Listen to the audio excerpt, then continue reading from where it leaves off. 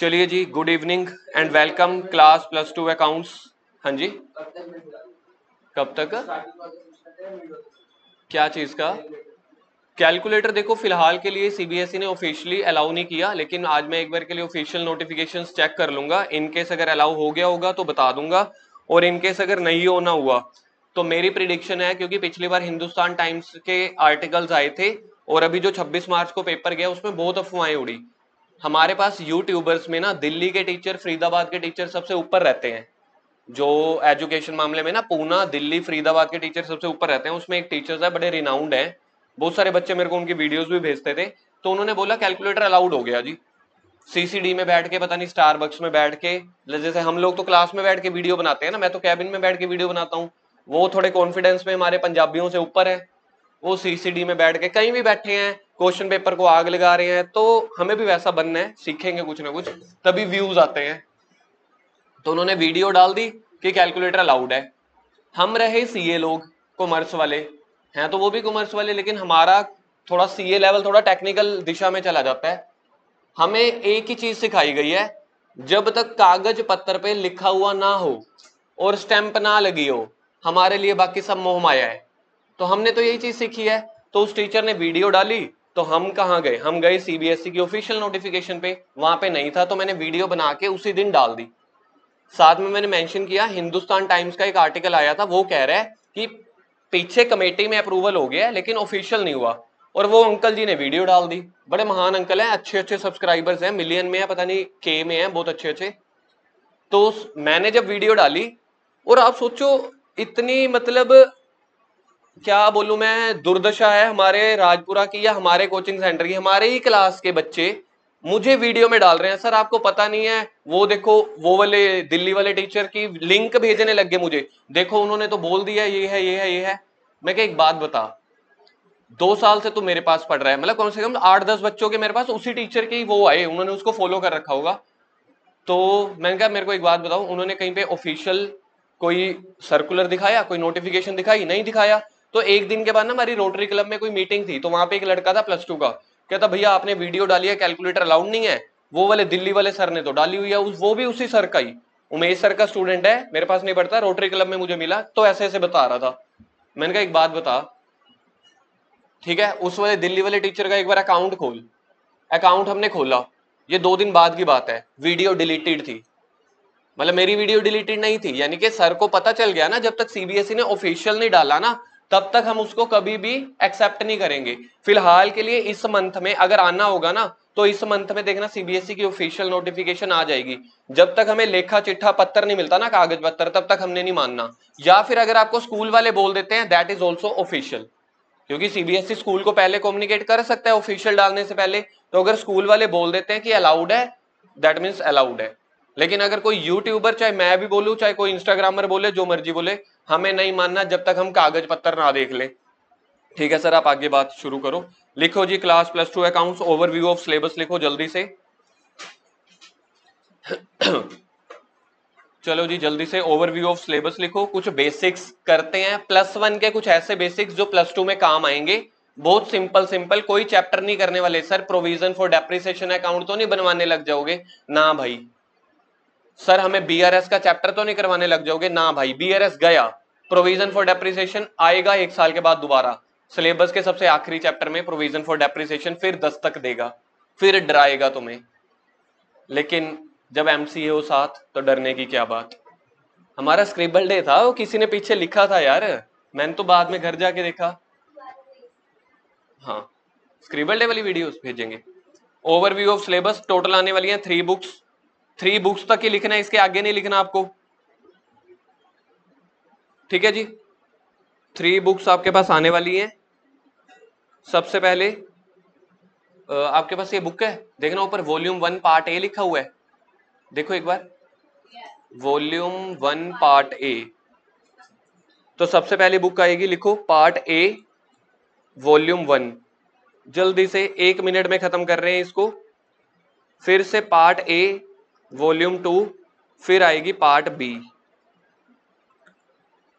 जिसको सिलेबस के बारे में नहीं पता ना, उसको कभी भी सिलेबस चलाना नहीं आएगा, ये बात याद रखना। इसलिए हमें पहले 5 मिनट सिलेबस की डिस्कशन करते होते हैं कि पता तो चले है क्या। ये वाली जो बुक है, इस बुक को बोलते हैं पार्टनरशिप की बुक, पार्टनरशिप। ये वाली जो बुक है ये है कंपनी की। यहां पे आके आपको मजा आएगा यार, अब +2 में कुछ सीखने का मिल रहा है। जब पार्ट ए वॉल्यूम 2 यानी कि सेकंड बुक का जब पहला चैप्टर आएगा, आप लोगों को इतनी अच्छी अच्छी वीडियोस दिखाऊंगा मैं, केस स्टडीज दिखाऊंगा, तब आपको लगेगा शुक्र है कॉमर्स में कुछ काम की चीजें तो आई। लेकिन हमारी पार्ट 1 की बुक चलती 5 महीने है, तो वो बहुत अच्छी वाली जो वीडियोज हैं, जो अच्छे वाला चैप्टर है, वो सेकंड बुक का पहला चैप्टर है शेयर मार्केट वाला। तब आपका इंटरेस्ट क्रिएट होगा कि अब लग रहा है भाई साहब कॉमर्स के स्टूडेंट्स हैं। ठीक है जी, तो इसको हम बोलते हैं कंपनी अकाउंट्स, पहली बुक। इस बार सीबीएस अपने ना स्कूल में एक बार के लिए ना ब्लूप्रिंट ले लेना। मैंने एक्चुअली मुझे टाइम नहीं मिला पिछले कुछ एक हफ्ते से, तो मैंने चेक नहीं किया, तो मैं पिछले साल वाला पैटर्न लिखवा रहा हूं आपको मार्किंग स्कीम का। आप एक बार अपने स्कूल से पूछ लेना। पार्टनरशिप बुक आएगी 36 मार्क्स की, यही बताया 36 मार्क्स की। टीएस गरेवाल के हिसाब से 7 चैप्टर्स हैं, मैं लिख देता हूं, टीएस गरेवाल के हिसाब से 7 चैप्टर्स। डीके गोयल के हिसाब से विधि लास्ट चैप्टर देखो, चैप्टर नंबर 5 है, बिल्कुल बस आखिरी पे चले जाओ, 5 है। तो डी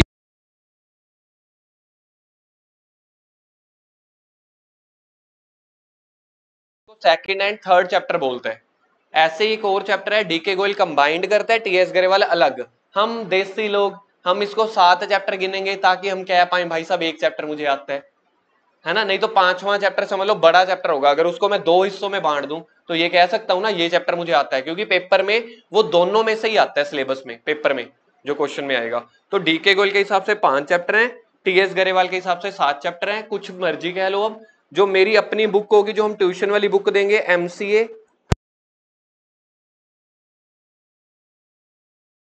मैं आपको बुक दूंगा।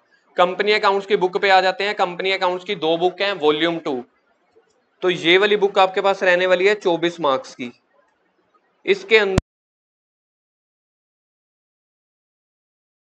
MCA only 2 chapters. इस पे हम लिख देते हैं शेयर्स मार्केट, शेयर मार्केट वाले चैप्टर्स हैं, बहुत बढ़िया, सबसे मजेदार बुक। और तीसरी बुक आपके पास रहने वाली है 20 मार्क्स की। आज अभी पता चल जाएगा कौन कौन कॉमर्स का सच्चा विद्यार्थी है कि नहीं। इसके बाद एक क्वेश्चन पूछता हूं, बहुत भयंकर नहीं पूछूंगा, कोई फॉर्मूला नहीं पूछूंगा। 20 मार्क्स है, इसमें आने वाला है FS analysis, comparative, common, ratio, cash flow. इसके बीच में आने वाले हैं आपके पास 6 चैप्टर्स। ठीक है जी, इन दोनों को मिला के वाइवा पूछा जाएगा। वाइवा का 20% यहां से पूछा जाएगा, वाइवा का 80% यहां से पूछा जाएगा। अब अगर मैं वाइवा को छोड़ दूं, अब आप मार्किंग स्कीम देखो, आपके सामने 3 बुक्स हैं, 3 कॉलम बने हुए हैं। मेरे को बताओ, अगर मुझे स्कोरिंग में जाना हो, सिर्फ और सिर्फ स्कोरिंग में, चैप्टर तो अभी तक आपको कोई नहीं आता, तो मुझे कौन सी बुक के ऊपर हमला कर देना चाहिए? फर्स्ट बुक, सेकंड बुक या थर्ड बुक? देखो, जिसने शेयर मार्केट वाला बोल दिया वो समझ लो वो एक्टिव हो चुका है जी। जिसको सिर्फ और सिर्फ नंबर पे जाना है, रीजन पता है क्यों है? सेकंड वाली बुक देखो भाई, 2 चैप्टर 24 नंबर के, तो एक चैप्टर में से एवरेज कितने का बना? 12 मार्क्स का। थर्ड वाली देखो, 20 मार्क्स में 6 चैप्टर, यानी कि हर चैप्टर में कम से कम 3 साढ़े 3 नंबर का आ रहा है। तो थर्ड वाली बुक में चैप्टर ज्यादा है। अब देखो, मुझे नहीं पता अब आप लोगों में से सीबीएसई में 90+ कौन जाना चाहता है, 95 कौन जाना चाहता है, या 33 पे कौन जाना चाहता है। मैं पिछले 1 साल से एक राग अलाप रहा हूं कि जो भी मेरी ये समझ लो संस्कारी बातें होंगी, जो भाषणबाजी होगी ना, वो 2 तरह के बच्चों के लिए है सबसे ज्यादा। या तो जिसको 27 चाहिए, मतलब 33 चाहिए, या जिसको 95+ चाहिए। बाकियों के लिए तो सब मोह माया है, 60 65 50 तो सबके आ जाने हैं, वो मैं ले आऊंगा। जिसको 95+ जाने हैं, या जिसको पास होने के लिए रेंगना पड़ेगा 33। अब अगर आपको सबसे पहले सिलेबस का पैटर्न ही नहीं पता ना, लास्ट में अगर आप 80 मार्क्स की अपनी तैयारी कर रहे हो और आपने उठा ली थर्ड बुक सबसे पहले, तो आप सोचो हर चैप्टर में आप 3 मार्क्स की कवरेज कर रहे हो। टीचर से बातें बताते ही नहीं, टीचर कहता है भाई साहब पहले first book, second book, third book. अरे देखो तो सही, हार्ड वर्क के साथ थोड़ा सा तो स्मार्ट वर्क चलाएं हम। जब लास्ट में मेरा पूरा सिलेबस हो चुका है ना, लास्ट में पूरा सिलेबस हो चुका है, तो मुझे कौन से चैप्टर पे सबसे ज्यादा हमला करना चाहिए? जिस चैप्टर में से सबसे ज्यादा आएगा। तो आप खुद देखो एवरेज, सेकंड चैप्टर पे, सेकंड बुक में 2 ही चैप्टर्स हैं, 24 नंबर का आना है, जिसमें से पहला चैप्टर 16 नंबर का आता है, दूसरा चैप्टर 8 नंबर का आता है। मैंने तो एवरेज बोल दी ना 12 नंबर की। और फर्स्ट वाली बुक देखो 5 या 6 चैप्टर बोल लो, डीके गोयल कहता है 5 है, टीएस और एमसीए वाले कहते हैं 7 है, हम एवरेज पकड़ते हैं 6 चैप्टर, 36 नंबर के आने हैं। तो हर चैप्टर में से कितने मार्क्स का हुआ? दूसरे में 12, तीसरे में 3। तो कौन सी बुक के ऊपर हमला करोगे भाई? आप इसको सोचो, ये पैसे हैं, कौन से पैसे पहले पकड़ोगे? सोचो हम शादी पे गए, नोट लुट रहे हैं, और नोट लुटना अलाउड है। निकुंज कह रहा वाह, एक 500 वाला नोट लुटा रहे हैं, एक 200 वाला और एक 10-10 वाले, कौन सा नोट लुटोगे? 500 वाला ही लुटेंगे ना। तो इसमें 500 वाला नोट कौन सा हुआ? Second book. तो आपको सिलेबस स्टार्ट करने से पहले सिलेबस की दशा दिशा पता होनी चाहिए। सर एक काम करो, इतना मोटिवेट कर ही दिया तो एक काम करो दूसरा चैप्टर ही शुरू कर दो ना भाई। ये बातें तब की हैं जब सिलेबस हो जाएगा। मुझे स्मार्ट मूव खेलना है, मुझे स्पीड रिकवर करनी है, पेपर में कितनी छुट्टियां हैं, कैसे कवरेज करनी है, ये तब की बातें हैं। तो यहां तक पता चल गया। तो स्टार्ट हम सीधा सीरियल वाइज ही करेंगे, पहले फर्स्ट चैप्टर। ठीक है जी, फर्स्ट चैप्टर में से जो पार्टनरशिप किया है बुक 1 का, इस साल 6 क्वेश्चंस आए हैं भाई साहब, 6 क्वेश्चंस। सेकंड चैप्टर में से 1 क्वेश्चन, थर्ड चैप्टर में से 1 क्वेश्चन। तो आप सोचो फर्स्ट चैप्टर की इंपॉर्टेंस, आप खुद सोच लो। कल याद है मैंने आपको बोला था 35 दिन लग जाते हैं फर्स्ट चैप्टर को करने के लिए। भाई साहब वो 35 दिन का फल मिलने वाला है आपको। अगर मैं सिंपल एक बात करूं, चैप्टर 1, चैप्टर 2, चैप्टर 3। चैप्टर 1 में सीबीएसई का जो अभी 26 मार्च को पेपर हुआ है, अभी आपको मैं फोटो भेज दूंगा ग्रुप में आज ही, किस चैप्टर में कितने कितने क्वेश्चंस और कितने कितने मार्क्स का आया, सारा कुछ किया हुआ है। 6 क्वेश्चंस आए हैं, 1 क्वेश्चन आया है, 1 क्वेश्चन आया है। अब बच्चे कह रहे हैं कि ये वाले चैप्टर को ही हम पोस्टमार्टम कर दें, कैसे होगा फिर? इसी चैप्टर के बेस पे third, fourth, fifth, sixth chapter है। चलो जी, अब हम बात करते हैं आगे। सिलेबस का ओवरव्यू पता चल गया। वाइवा 20%, वाइवा के लिए कौन सी बुक है? सेकंड और थर्ड बुक। 80% थर्ड बुक में से आएगा वाइवा, 20% कहां से आएगा? सेकंड बुक में से। अगला पैटर्न सुनो, अगला पैटर्न क्या लिखवाने वाला हूं। सर पैटर्न ही लिखवाते रहोगे कि कुछ पढ़ाओगे भी? भाई ये पढ़ाई प्री पढ़ाई है ना, ये प्री स्टडी है, यही नहीं पता चलेगा तो मुझे कैसे पता चलेगा सिलेबस कैसे बढ़ाना है। अब बात करते हैं 16 आने हैं एमसीक्यूज, बाकी आने हैं प्रैक्टिकल क्वेश्चंस। कितने के हुए बताना? 80 में से 16 गए। मेरे सामने कॉमर्स के अकाउंटेंट्स बैठे हैं, 64। ठीक है जी, इसमें से ये लो जी, इसमें से 16 नंबर में से 2 या 3 थ्योरी के क्वेश्चंस आने हैं। सर अब मजा आया। तो यानी कि 80 में से एक्चुअल थ्योरी 3-4 नंबर की आनी है। 80 में से एक्चुअल थ्योरी 3-4 नंबर की आनी है। जो तो अकाउंट्स पसंद बच्चा है वो तो कहेगा बहुत ही बढ़िया है, जिसको अकाउंट थ्योरी पसंद है वो कहेगा सर क्या है। लेकिन यही मोह है, यही माया है, यही जिंदगी है, यही जीवन है। बाकी यहाँ पे जो 12-13 एमसीक्यूज आएंगे वो प्रैक्टिकली आएंगे। जो ये 64 मार्क्स का है ये टोटल प्रैक्टिकल है। इसमें कभी भी ये नहीं बताया जाएगा भैया what is accounting explain in 3 lines, ऐसे क्वेश्चंस नहीं आते। कह रहे हैं भाई साहब बड़े हो गए हो, +2 में काम की बात करो, हमें प्रॉफिट लॉस दो, बताओ जी प्रॉफिट है कि लॉस है, हमें बताओ बैंक में कितना पैसा है, हम ये सब चीजें बताएंगे। बताओ बैलेंस शीट टैली हो रही है कि नहीं हो रही, हम एसेट्स बेच दें, एसेट्स खरीद लें, प्रॉफिट है कि लॉस है। सारे क्वेश्चंस ऐसे आएंगे। एमसीक्यूज आने वाले हैं 16, प्रैक्टिकल आने वाला है ये। टोटल कितना हो गया मेरे भाई? 80। 20 मार्क्स का वाइवा कितने हो गए? 100। वाइवा के बीच में आपको 8 नंबर की फाइल बनानी पड़ेगी। ठीक है जी, 8 नंबर का आपका ओरल वाइवा होगा, शायद 12 नंबर की फाइल है। पहले तो रिटन क्वेश्चन भी होता था, 4-6 नंबर का आपके पास ओरल रहेगा डिस्कशन, जो एक्सटर्नल टीचर आएंगे उसके लिए आपका भाई, आपका सर आपको तैयार करेगा, एक भी क्वेश्चन छूटेगा नहीं। सारे क्वेश्चंस इंपॉर्टेंट जो जो वाइवा वाले के दिमाग में है, सारे क्वेश्चंस की हमारे पास पीडीएफ है पड़ी। इस बार जो जो नए क्वेश्चन उन्होंने 1-2 पूछी है कहीं से, वो भी अपने उसमें डाल दिए हैं। तो वाइवा की सारी लिस्ट आपको मिल जाएगी। ठीक है जी, अब हम बात करते हैं कुछ बेसिक पॉइंट्स की। चलो जी, अब आपको एग्जाम का पैटर्न, अकाउंट्स के सब्जेक्ट का पैटर्न पता चल गया। 80 नंबर का आने वाला है, 3-4 नंबर की कुल मिला के थ्योरी है, 16 एमसीक्यूज हैं। ठीक है, 3 बुक्स हैं, वाइवा कहां से आएगा सब कुछ पता लग गया। लास्ट में एंड में नवंबर दिसंबर में आपको फाइल बनानी पड़ेगी, टाटा की, डाबर की, रिलायंस की, वो फाइल का इंतजाम आपका भाई आपके लिए कर देगा। इस साल अपन ने 5-6 बच्चों की पीडीएफ स्कैन करवा के रख ली है, वो फाइल भी आपको मैं दे दूंगा कैसे कैसे फाइल बनानी है। लेकिन नई बैलेंस शीट आपको डाउनलोड करनी पड़ेगी। उन्होंने पिछले साल वाली बैलेंस शीट डाउनलोड की थी, आपको नई वाली बैलेंस शीट डाउनलोड करनी पड़ेगी। ये जो प्रोजेक्ट बनाना पड़ता है, ये प्रोजेक्ट कंपनी अकाउंट्स के ऊपर बनाना पड़ता है, पार्टनरशिप के ऊपर नहीं। तो इस प्रोजेक्ट का हल भी मैं निकाल दूंगा। अकाउंट्स के बच्चों के लिए सबसे दुविधा वाली बात पता है कौन सी होती है? जब मैं भी अकाउंट्स +2 में था, यार प्रोजेक्ट बनाना वाला 80 नंबर की तैयारी कर दूंगा, वाइवा वाले ने 8 नंबर का पूछना है कर दूंगा, यार जो फाइल बनानी है ना वो 8 नंबर की, पता नहीं 12 नंबर की, यार वो नहीं होती, कहां से गूगल से डाउनलोड करूं? तो उसका इंतजाम पहली बार इस वाले बैच में होने वाला है। हर साल यही दिक्कत आती है, बच्चे आके बैठ जाते हैं, सर बैलेंस शीट डाउनलोड कर दो, सर ये रेशो बता दो, वो बता दो। तो इस बार अपन ने 3-4 फाइलें स्कैन करा के पहले ही रख ली हैं, तो लास्ट में वो मैं शेयर कर दूंगा आप लोगों के साथ। क्योंकि स्कूल वाले ना आपको अलग अलग प्रोजेक्ट देंगे, किसी को डाबर के ऊपर दे दिया, किसी को रिलायंस के ऊपर, किसी को टाटा के ऊपर, किसी को सैमसंग के ऊपर, ठीक है जी, किसी को इन्फोसिस के ऊपर, आईटीसी के ऊपर।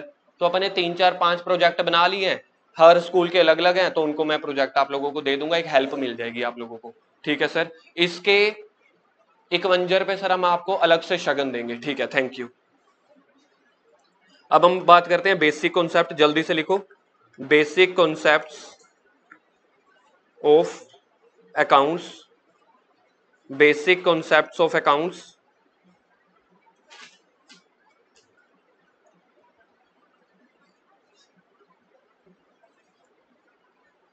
Basic concepts of accounts of +1 used in class 12th and further. तो इसके मतलब बेसिक कॉन्सेप्ट अकाउंट्स के हैं, सिर्फ +1 2 के नहीं होते। तो मैंने जान के लिखवा दिया +1, ताकि आपको पहले ही सुने सुने हुए मिलेंगे ना, तो थोड़ा सा कॉन्फिडेंस फील होगा कि पहले से ही सुन रखे है जी ये। कुछ ऐसे कॉन्सेप्ट जो +1 के +2 में भी यूज होने और आगे भी यूज होते रहेंगे, तो उसमें सब लिख लिया, ये हेडिंग लिख ली। अभी चैप्टर 1 तो नहीं लिखा ना किसी ने, अभी ओवरव्यू चल रहा है, बेसिक चल रहा है, इसके बाद चैप्टर 1 पे आऊंगा।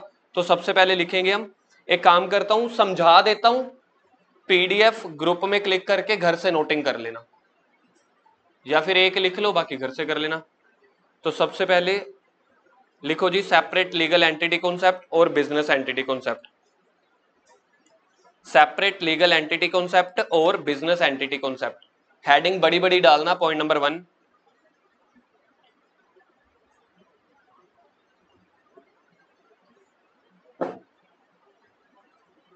हर हफ्ते क्लास में 1 या 2 ओरल टेस्ट चलते रहेंगे। रिटर्न टेस्ट की बारी थोड़ी सी लेट आएगी, क्योंकि पहला चैप्टर है ही 35 दिन का, तो बीच में से लूंगा मैं रिटर्न टेस्ट भी। ओरल टेस्ट क्लास में 2 बार चलेंगे हफ्ते में। सेपरेट लीगल एंटिटी कॉन्सेप्ट और बिजनेस एंटिटी कॉन्सेप्ट, आगे हम जल्दी से एक्सप्लेन कर, याद है कॉन्सेप्ट क्या कहता था?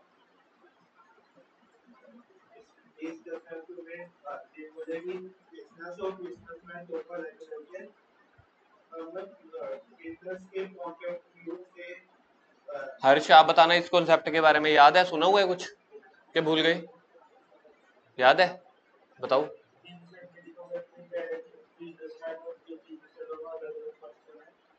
और हमें अकाउंटिंग किसके पॉइंट ऑफ व्यू से देखनी होती है, याद है आप लोगों को? हमें अकाउंटिंग किसके व्यू से देखनी होती है? बिजनेस के व्यू से। घर पे आपके क्या चल रहा है उसको घर में रखो, घर की किसी ट्रांजैक्शन को, हाउस होल्ड या पर्सनल ट्रांजैक्शन को अपने बिजनेस में इन्वॉल्व मत करो। जल्दी से लिखो इसका मीनिंग। किसी को हिंदी लिखनी आती है तो बहुत बढ़िया, नहीं तो व्हाट्सएप लैंग्वेज में लिख लो, नहीं तो इंग्लिश में लिख लो। बिजनेस एक सेपरेट पर्सन है और बिजनेस मैनेजमेंट या इन्वेस्टर्स, बिजनेस छोड़ो ना, थोड़ा सिंपल कर देता हूं, और बिजनेस एक सेपरेट पर्सन है और बिजनेस ओनर ये सेपरेट पर्संस है। Business and business owner are 2 different persons. किसी को इंग्लिश में लिखना है तो लिख लो, business and business owners are 2 different persons, but हम अकाउंट्स में सारी ट्रांजैक्शन बिजनेस के पॉइंट ऑफ व्यू से करते हैं। And in accounts we record all the transactions from business point of view. बस सिर्फ इतना याद रखना है, हर चैप्टर में ये वाला कॉन्सेप्ट आपके काम में आएगा।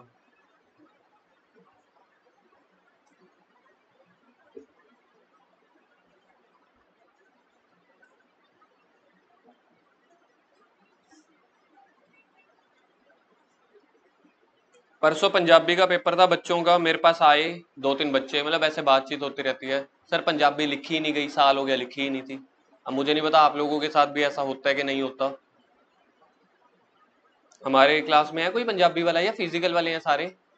हैं पंजाबी वाले? ठीक है जी, फर्स्ट कॉन्सेप्ट ओके है। Business entity business entity concept क्या आ रहा है? बिजनेस और business owner, these two are the different persons and we have to record the transactions from the business point of view. Owner कुछ भी करे अपने personal पैसे से, घर पे कुछ मर्जी करे, हमें कोई लेना देना नहीं है, हमें बिजनेस के पॉइंट ऑफ व्यू से सोचना है। इसलिए जब ओनर बिजनेस में पैसा लगाता है उसको क्या बोलते हैं? ओनर जब बिजनेस से पैसा निकालता है उसको क्या बोलेंगे? ड्रॉइंग्स। पॉइंट नंबर 2 लिखो, अकाउंटिंग पीरियड कॉन्सेप्ट। कोई ट्रांजैक्शन जब भी हो जाए उसे उसी टाइम रिकॉर्ड कर लेना चाहिए, चाहे कैश रिसीव्ड हुआ है या नहीं, इट डजेंट मैटर। इंग्लिश में लिखवाऊं या लिख लोगे हिंदी में? चलो लिखो, फिर हिंदी में लिखो, बढ़िया है। लिखवाऊं इंग्लिश में? लिखो जी। All transaction should be recorded, all transactions, all transactions should be recorded as and when it occurred, as and when it happens, लिख लो, as and when it happens, whether cash transaction or credit transaction, whether cash transactions or credit transaction, everything should be recorded, whether cash transaction or credit transaction, everything should be recorded। अब example ये वाली लिखो। अब मेरे को आप इसका answer बताओगे? एक्रूवल बेसिस के हिसाब से गुड्स हमने सेल किए हैं, बताना एक बार। हमने गुड्स सेल किए हैं मार्च 2020 में, उधार पे बेची, उसके बदले में जो हमें पैसा मिला वो मिला अप्रैल में, 1 महीने के बाद। तो मुझे एक्रूवल बेसिस के हिसाब से अपनी ट्रांजैक्शन को मार्च में रिकॉर्ड करना चाहिए या अप्रैल में? नहीं, दोनों में नहीं, सेल की ट्रांजैक्शन को। सेल की ट्रांजैक्शन कब रिकॉर्ड होगी? जब सेल हो गई मार्च में। अप्रैल में रिकॉर्ड करेंगे वो तो पैसा मिलने को करेंगे, तो यानी कि यहाँ पे बात पैसों को लेके नहीं है, जब भी आपकी ट्रांजैक्शन हुई है उसी टाइम रिकॉर्ड करो। तो एग्जांपल लिखो, goods sold on March 20 and cash received on April 20। तो एक्रूवल बेसिस के हिसाब से गुड्स सोल्ड को हमें मार्च 20 में रिकॉर्ड करना है। ये देखो ये लिखा हुआ है, sale should be recorded in financial year 19-20। आपको ये पता लग रहा है? मेरे को तो कम से कम 8-10 बच्चों ने हैप्पी न्यू ईयर भेजा था, ताशु ने भी भेजा था, ठीक है, +2 के भी बड़े सारे बच्चों ने भेजा था 1 अप्रैल को हैप्पी न्यू ईयर। तू कॉमर्स का सच्चा स्टूडेंट थोड़ी है, तूने थोड़ी ना हैप्पी न्यू ईयर भेजा था मुझे। कॉमर्स के जो सच्चे बच्चे होते हैं वो 1 अप्रैल को हैप्पी न्यू ईयर विश करते हैं एक दूसरे को। आप लोगों ने किया था? नहीं, तो आप कॉमर्स के अच्छे। मैंने ऐसे तो लिखा होगा यार, ऐसे तो मैं सबको करता हूँ, पक्का किया होगा। तो अब जो मार्च 20 है वो कौन सा फाइनेंशियल ईयर हुआ? 19-20। क्या आपको ये बात समझ में आती है? देखना, मार्च 20 कब शुरू हुआ होगा? अप्रैल 19 में। तो ये कौन सा फाइनेंशियल ईयर हुआ? 19-20। और जो अप्रैल में हैप्पी न्यू ईयर शुरू हुआ 1 अप्रैल 2020 को, उसका अंत कब होगा? 31 मार्च 2021 को। तो वो कौन सा फाइनेंशियल ईयर हुआ? 20-21। तो हमारे पास क्वेश्चन ये आएगा पेपर में कि ये ट्रांजैक्शन हमें फाइनेंशियल ईयर 19-20 में रिकॉर्ड करनी चाहिए थी या 20-21 में। तो जिस साल पे सेल हो गई, तो यानी कि फाइनेंशियल ईयर 19-20 मार्च में। जल्दी से लिखो इसका आंसर।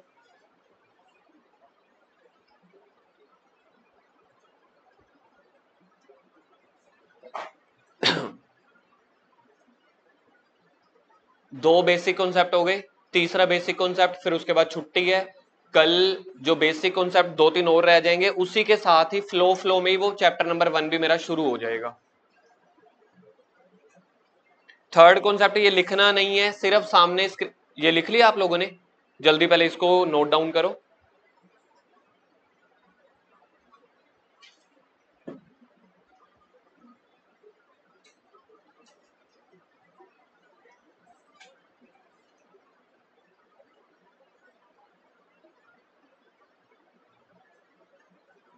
थर्ड कॉन्सेप्ट है हमारा कैश बेसिस ऑफ अकाउंटिंग लिखना नहीं है। कैश बेसिस क्या होता है? एक्रूअल बेसिस का अपोजिट, यानी कि इस कॉन्सेप्ट के अकॉर्डिंग हमें जब कैश मिलता है ना तभी रिकॉर्ड करना चाहिए। जो हमारा क्लास +2 का सिलेबस है जिसमें ऑलमोस्ट 15 चैप्टर्स हैं, 15 चैप्टर्स में से 14 चैप्टर्स में एक्रूअल बेसिस कॉन्सेप्ट लगता है, एक चैप्टर ऐसा है जिसमें कैश बेसिस लगता है। वो भी कौन सा चैप्टर है? हमारी थर्ड बुक का सबसे लास्ट चैप्टर। सर फिर अगले साल बात करेंगे, है ना। तो कैश बेसिस कहता है जब कैश की ट्रांजैक्शन, जब कैश मिला है या जिस टाइम पे कैश पे किया तभी ट्रांजैक्शंस को रिकॉर्ड करो। तो इतना हमें पता लग जाएगा। तो इस क्वेश्चन के हिसाब से हमें अपनी ट्रांजैक्शन रिकॉर्ड करनी चाहिए अप्रैल 2020 में, अगर वो कैश बेसिस होता तो। बस इतनी सी बात थी। उसके बाद आप लिखो पॉइंट नंबर 3।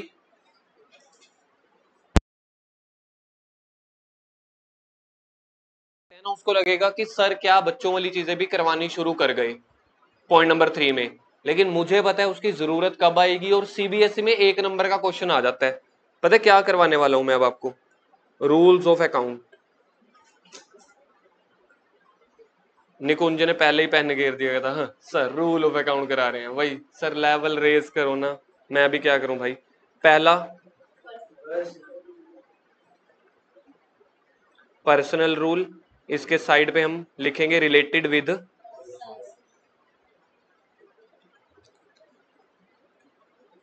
कुछ एग्जांपल्स नहीं लिखनी, कुछ नहीं लिखना।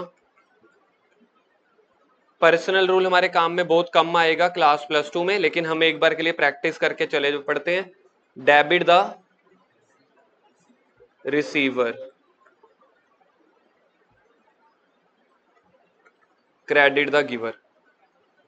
ये पहला कॉन्सेप्ट बहुत ही कम काम में आएगा, लेकिन आएगा बहुत ही रेयर। सेकंड रियल रूल, पूरे सिलेबस में काम आएगा। रियल रूल पूरे सिलेबस में। रियल रूल के लिए सबसे पहले आपको पता होना चाहिए ये किससे रिलेटेड होता था। ओए होए, तुम्हें क्लास +1 की बचपन की बातें याद है ना, मैं उतने में ही खुश हो गया। Related with assets. बस सर खुशी क्या है? रियल रूल का फॉर्मूला बता दो, वही खुशी है।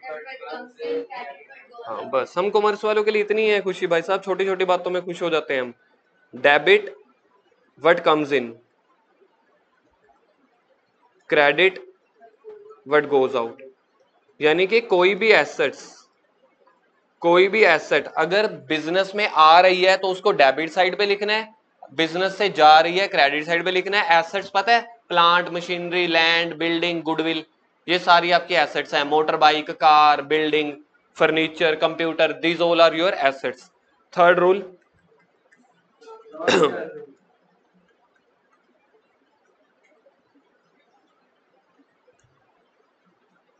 Related with,